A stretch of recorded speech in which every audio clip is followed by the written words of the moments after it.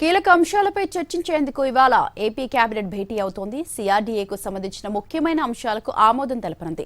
అలాగే తాజా రాజకీయ పరిణామాలపై మంత్రులతో ప్రత్యేకంగా చర్చించనున్నారు సీఎం చంద్రబాబు.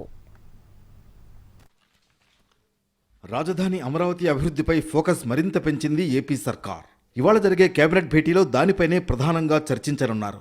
సిఆర్డీఏ అథారిటీ అంశాలపై చర్చించి ఆమోదం తెలపనున్నారు.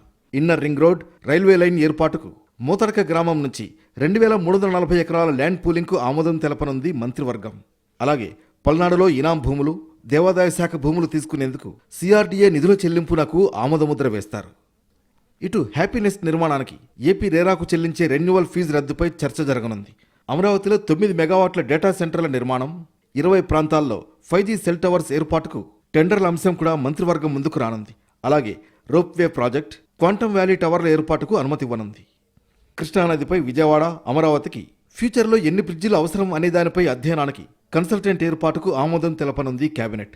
అలాగే ప్రభుత్వ భవనాల్లో ఏపీ కల్చర్ ప్రతిబింబించేలా అధ్యయనానికి ఒక కమిటీని కూడా ఏర్పాటు చేయనున్నారు. ఈ నెల 3వ వారంలో అసెంబ్లీ సమావేశాలు నిర్వహించాలని ప్రభుత్వం భావిస్తోంది. కేబినెట్ భేటీ ముగిశాక మంత్రులతో ప్రత్యేకంగా సమావేశమై ఈ అంశంతో పాటు తాజా రాజకీయ పరిణామాలపై చర్చించనున్నారు చంద్రబాబు. సోషల్ మీడియాలో దుష్ప్రచారాన్ని తిప్పికొట్టాలని చెబుతున్న ఆయన నేతలకు దిశానిర్దేశం చేయనున్నారు.